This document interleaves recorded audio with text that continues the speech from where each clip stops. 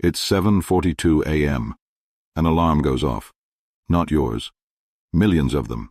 People wake up, check their phones, scroll, pause. Then the same quiet thought. I have to go to work.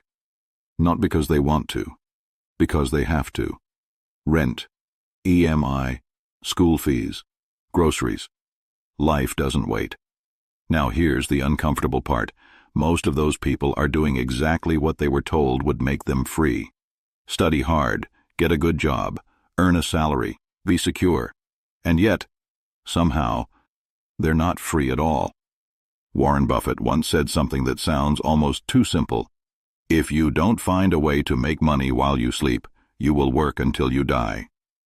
It sounds like advice. It's actually a warning, because there's a system underneath your salary, and once you see it clearly, you can't unsee it. Let's start with a story. Two friends graduate at the same time, same college, same grades, same starting line. One gets a job, the other also gets a job. But their paths slowly split. The first one follows the script perfectly. Corporate ladder, promotions, salary hikes, new phone, better apartment, maybe a car. Everything looks like progress. The second one does something slightly strange. Still works, still earns. But instead of upgrading lifestyle immediately, he starts buying things that pay him back. Small at first, painfully slow. A stock, a small side income, maybe a rental room. Nothing impressive. For years, they look identical. Same lifestyle, same income bracket, same conversations. Then one day, they don't. One still needs the job, the other doesn't. Same starting point, completely different ending. What changed? Not intelligence, not luck. Just one thing. Understanding how the system really works. Here's the part no one explains clearly. A salary feels like progress. But structurally, it's a trap. Not because earning is bad, but because of how earning is designed. Let's break it down. When you earn a salary and you trade time for money, that sounds obvious. But think deeper. There are only 24 hours in a day. You can't scale time. You can optimize it. You can sell it at a higher price. But you cannot multiply it. So your income has a ceiling. Even if you double your salary, you're still tied to time. Now, layer something else on top. Expenses. As income rises, expenses quietly follow. Not because you're careless, because life expands. Better house, better food, better experiences. Nothing unreasonable, but here's the mechanism most people miss. Your lifestyle adjusts faster than your freedom. And suddenly, you're earning more, but you need more, which means you're just as dependent on your next paycheck, maybe more. Now let's introduce something Buffett understood very early, the difference between assets and liabilities. It sounds like accounting jargon, but it's actually the center of everything. An asset is something that puts money into your pocket. A liability is something that takes money out. Simple. But here's the twist.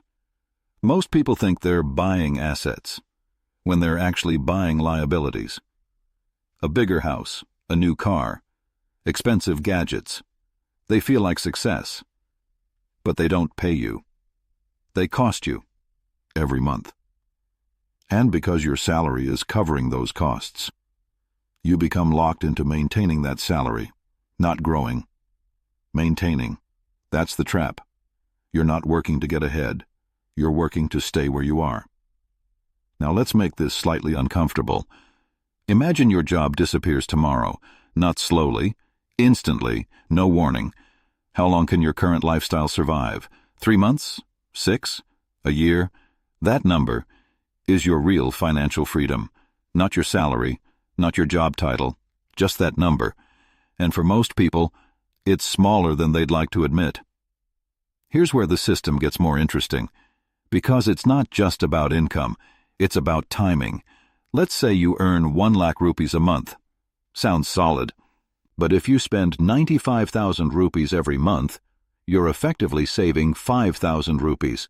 That's 5%. Now imagine someone else earning 50,000 rupees, but they save 15,000 rupees. That's 30%. Who's actually moving faster? The second person, even with half the income. Because wealth isn't built by income alone, it's built by the gap between income and expenses, and then what you do with that gap. This is where Buffett's real advantage shows up. Not genius stock picks, not luck. Time. Specifically, compounding time. Compounding is often explained like a math formula, but it's more like a snowball. You start small, almost embarrassingly small. Then it grows, slowly. So slowly it feels pointless. Then suddenly, not slow at all. Buffett made most of his wealth after the age of 50. Not because he started late, but because compounding needed time to become visible. Now think about the salary trap again. If all your income is consumed by expenses, there is no capital left to compound, no snowball, just effort, repeated every month for decades. Let's zoom out. Why does this system exist? Why does it feel so normal? Because it works. Just not for you. Companies need employees. Predictable, consistent, reliable. Salaries provide that. You show up, you perform, you get paid. It's a stable exchange. But stability comes with a cost. Control. You don't control your time fully. You don't control your income fully. You don't control your upside. You get increments, not exponential jumps. Meanwhile, ownership behaves differently if you own a business or part of one. Your upside isn't capped the same way. It can scale, it can multiply, it can detach from your time. That's the difference Buffett built his life on: ownership over labor. Now, here's the irony. Most people are closer to ownership than they think. But they don't see it that way. A stock is ownership, even a tiny share. You own a piece of a company, but because it doesn't feel like control, it's ignored or treated like gambling. Meanwhile, time continues to be sold every day at a fixed rate. Let's talk about something subtle: security.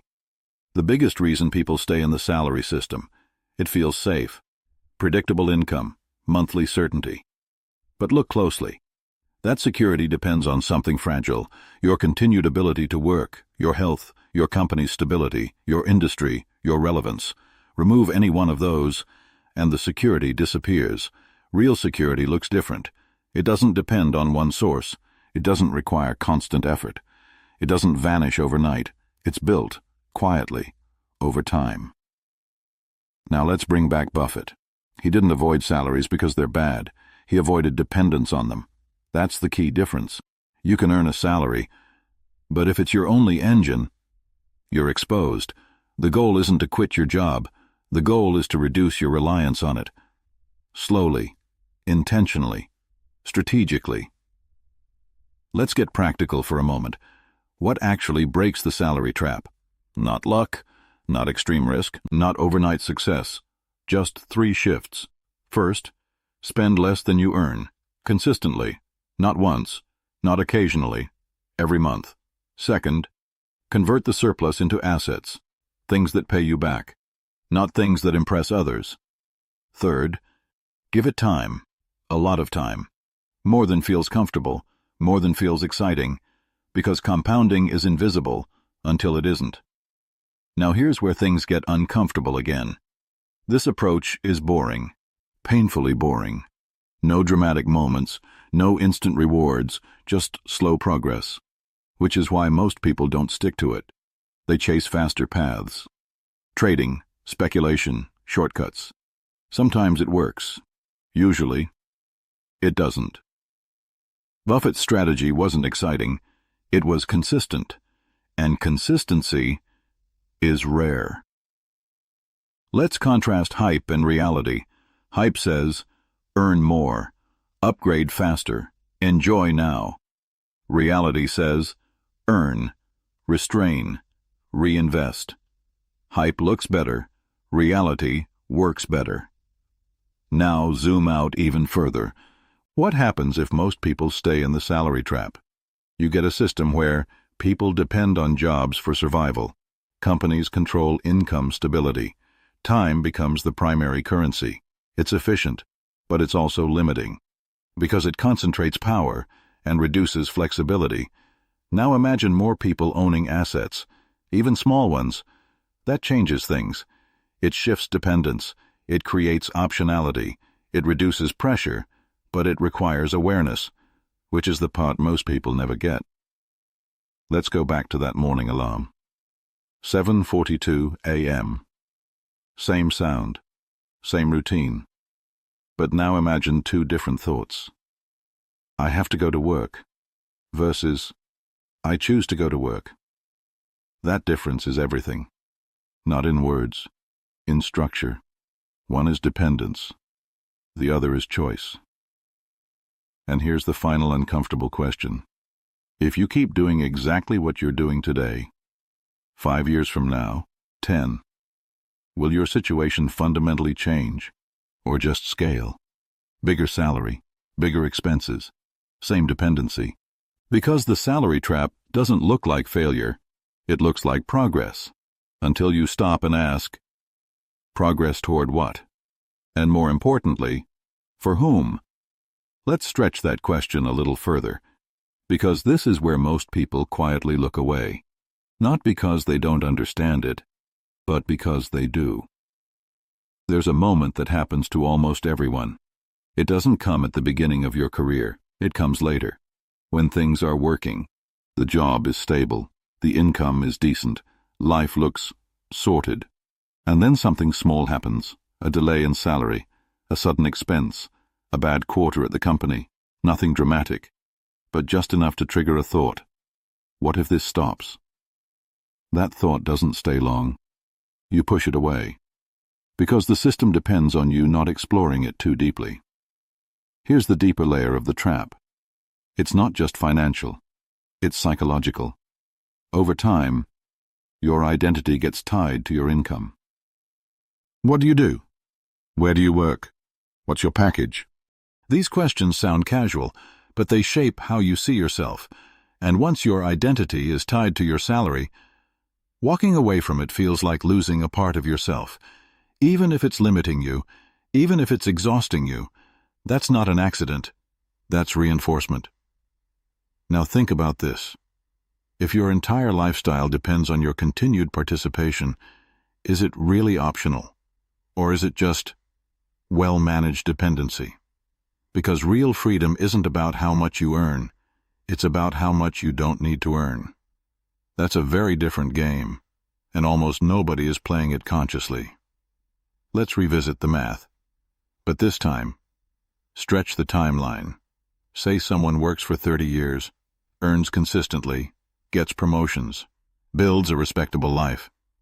At the end of those 30 years, what do they have? If most of that income was spent, then what remains is limited.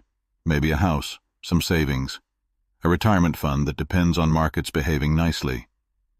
Now compare that to someone who redirected even 20% of their income into assets, same 30 years. But now, that money has been working in the background, growing, compounding, multiplying quietly. The difference between those two outcomes isn't small, it's massive, and it didn't require extreme income, just different behavior. Here's something else that rarely gets discussed. Inflation, not as a concept, as a slow pressure. Prices rise, gradually, relentlessly. Your salary increases too, but not always at the same pace. So even when you feel like you're moving forward, you might just be keeping up, or worse, falling behind slowly, and because it's slow, you don't notice it immediately. That's what makes it effective. Now add debt into the equation. Home loans, car loans, credit cards. Again, nothing unusual. In fact, it's encouraged. Affordable EM is. Easy financing.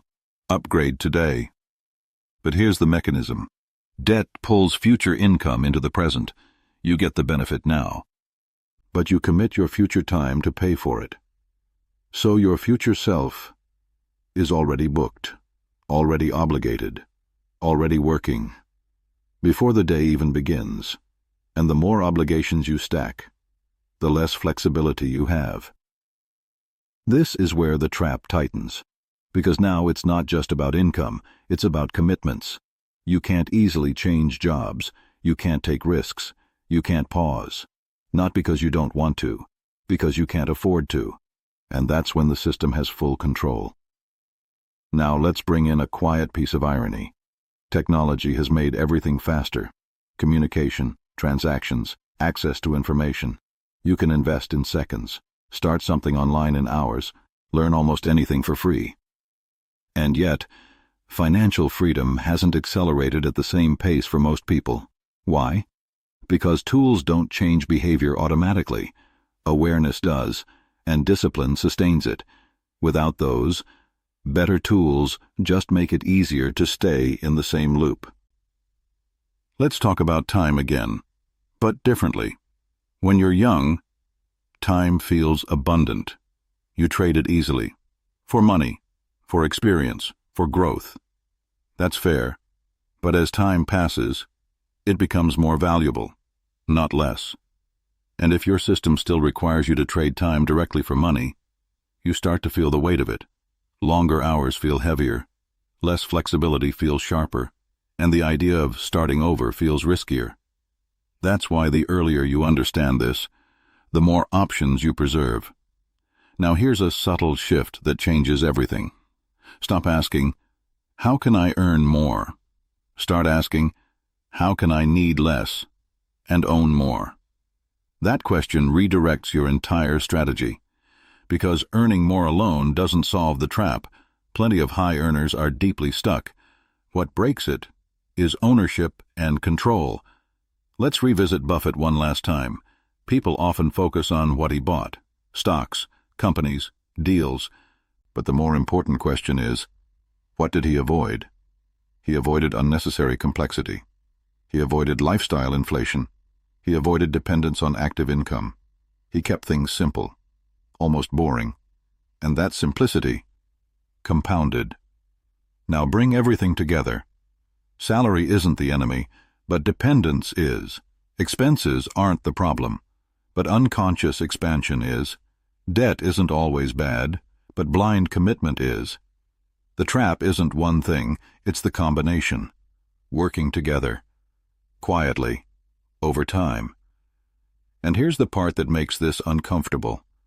There's no dramatic moment where the trap closes. No single decision that ruins everything. It's gradual. Small choices. Repeated. Normalized. Until one day, you realize you've built a life that requires constant maintenance, and stepping away feels impossible. So we come back to the same place, the same alarm, the same morning, but now, a slightly different awareness. You understand the structure, you see the mechanism, you recognize the trade-offs, and that leaves you with something most people avoid. A choice, not an easy one, not an immediate one, but a real one. Because if nothing changes, the system will continue exactly as designed. You'll earn, you'll spend, you'll repeat, and from the outside, it will look like success, until one quiet moment.